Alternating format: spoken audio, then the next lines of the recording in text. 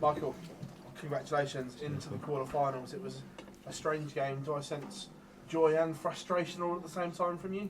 Yeah, it's a joy that I finally got through to the quarters, and joy that the last 3 TV events Dobey's done me over. I started off really well. I wasn't playing the best, but I was hitting checkouts when I needed them. I was hitting the 180s and the 140s at the right time, and just after that first session I come out fight, win this session 3-2, it's going to be 7-3 to me, and then literally hold the floor and you win it 11-6 should I say, and then I messed about 8-5 up, leave 36, and then missed 12 darts there, and then I started splitting doubles, which I never do. I always go for like the double 70s, the double 19s, the double 9s, and I just started splitting them, which I think because I missed so many key shots, I started second guessing my game, and I shouldn't have done that. But luckily enough, the second guessing, but I still won. Does that show how far your game's gone though? Because those missed doubles would have affected you before, but you managed to recompose yourself and finish the job. Yeah, it does. I think since 2018-19, I've started winning games that I shouldn't. Started finding a different level of my game. But tonight was weird. I keep trying to say I'm not being stubborn on tops or 10s or something. I'm trying to switch to 8s and 16s. But like double 9's one of my favourite doubles. It's very rare I miss it. Like double 15's a weird double, but I love it. I just don't know why I was splitting them, and it was just probably the heat of the moment. I was getting a bit frustrated that I could have won the game a lot easier. Dobey could have been a lot closer. It was kind of nip and tuck, and I just think the friendship never went out the window when we got on stage. We shook hands, we wished each other best of luck instead of me saying, I want to rip his head off. That type thing, I think that never got out the window on stage, I don't think. You mentioned that in terms of the draw, Gary first, and then Chris. Is it emotionally, has this been a hard draw for you because of the friendships and the respect that you have for the pair? Yeah, I think with Gary, it was more of, I think it was COVID when he beat me in the semis. I was a really tight game, and I've just said now Dobey beat me in the last 3, the Masters, the Matchplay, and then the World, so I've been trying to get over them. I always say I don't dwell on it, but when you know you've lost the last 3 TV tournaments to someone, it's not nice, and you feel yourself under pressure. And when I was 4-1 up, I thought, right, he's not playing well, I'm playing okay. If I step up now, I'll win the match, and I stepped up, but then my doubles disappeared. So it's more, I didn't want to say it's emotional or thinking about mates or anything. I think it was just a point that I needed to prove to myself, and I just tried too hard. I think when I played Gary, I wasn't scratching my head, I wasn't going to my case as much.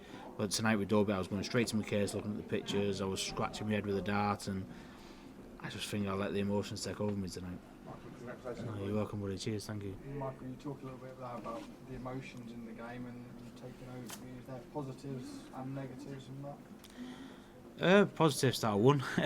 Negatives that I should never second guess myself. Like if I leave double 9, throw for it. If I leave double 5, throw for it. If I leave, I can't split double 1, but if I left that, I've got to go for it. I've got to go for them. The odd doubles that I've made a career out of doing, like 2 double 19s, double 17s, double this, double that. And that's the only negative I've got tonight, is just questioning my own ability on like certain doubles instead of going like 18 or whatever, 10 double 4 and just messed it up. And that's the only negative I've got. The positives that I'll win the match. Could have been a lot comfortable, but I'm in the quarterfinals, so it's definitely a positive. Yeah, in the quarterfinals, I mean, probably not hit your top gear yet. You're obviously playing someone who has hit their top gear, especially in that last game in Rob Cross. I mean, really big game for the both of you, but how do you feel? What do you need to do to get the best out of that game? Go to sleep. Like tomorrow, I'll literally lie in bed 24 hours and I won't do anything. I'll watch TV, I'll watch my phone. Forget about today, because if I dwell on today, I'll never get to move forward.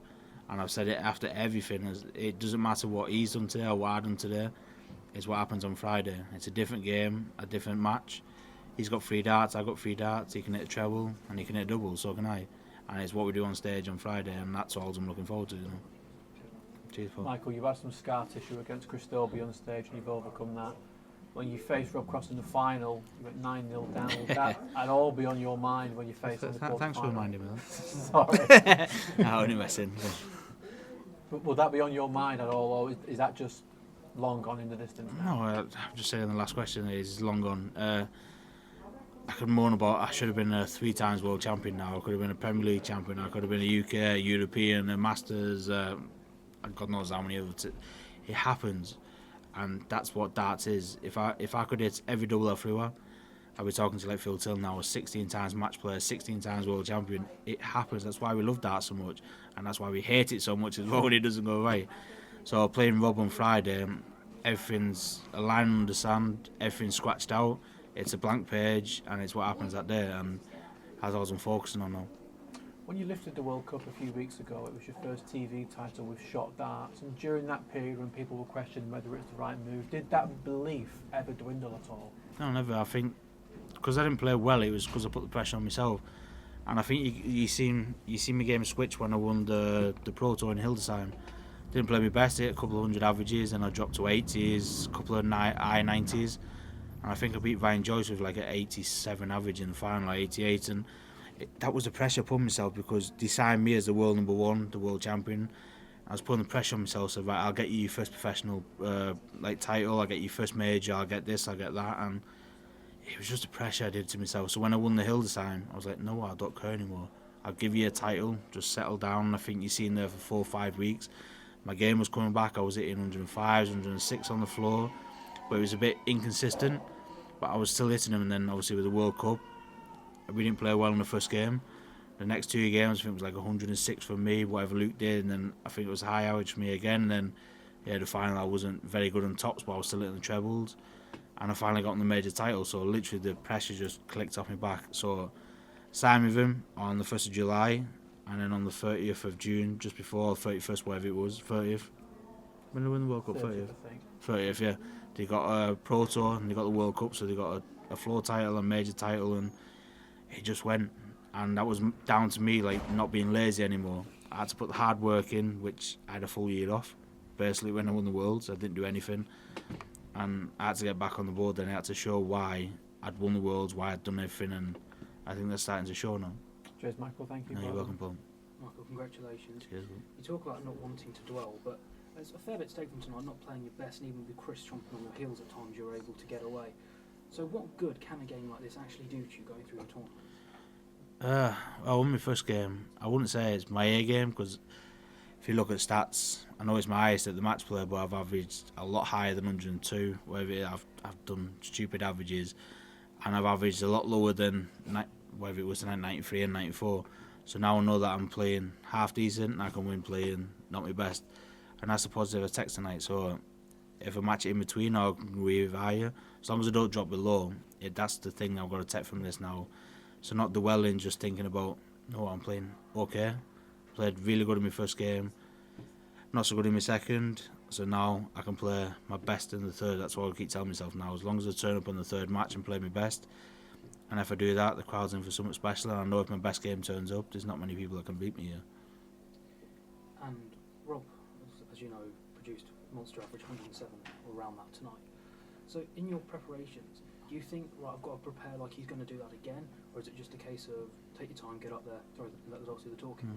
Once you tell me good luck and I can walk away from this interview, I'll forget about Rob. I'll forget about my game tonight. I'll forget about everything. I'll go to my room, I chill out, watch the TV, I'll watch my phone, and I won't think about him. The only time I'll think about Rob is when Dean upstairs has said, right, boys, you've got to go for the bull. And that's the only time I think about playing Rob Cross. For me now, is just thinking about myself. Because if I dwell on what he's done, or like you said, the 107 average, I'll start saying, right, I need to do 110, 111, 112. I'm just putting pressure on myself. I don't need to put pressure on myself. Because on Friday, if I turn up, he'll be in a different game than what he was tonight. And he won't average 107. He might do, he might not. So I've just got to put him under that pressure and show him he's playing me, and he's going to show me I'm playing him, and that's how I've got to deal with it. Well, following that, I will just say good luck and congratulations. Thank you very much, mate. Cheers. Thank you. Michael, Grand Slam champion, world champion, and most recently World Cup winner. Is the pen ready to tick off a World Matchplay for yourself? Could have been ready in 2019. I'm not going to say it is and it's not, because I've never been that type of person. I turn up and play every game as it is, how it comes and what I do. And I'm not going to say, yes, I'm going to smash it, I'm going to beat everyone now. I don't know I'm going to win 16-0, 18-0, whatever it is the next round. I just want to play darts. And I think you see that I know I'm a bit moody on stage and a bit a mad ass on stage type thing. I just love to play the game, and I still love to do it even when I'm not playing well. I just love to be there. I love to give a show to the crowd, And I'm not being fair, I don't think there's many people more entertaining than me because I can hit everything, I can miss everything. So it's a bit of drama when you're watching me. So I just want to be here. So I'm not going to tell you I'm going to smash it up. I just can't wait till Friday now to play again. You've definitely come a long way from when you was talking to me about when you broke your wrists on the bike many years ago. Congratulations. And best of luck in the Thank you very much, mate. Cheers.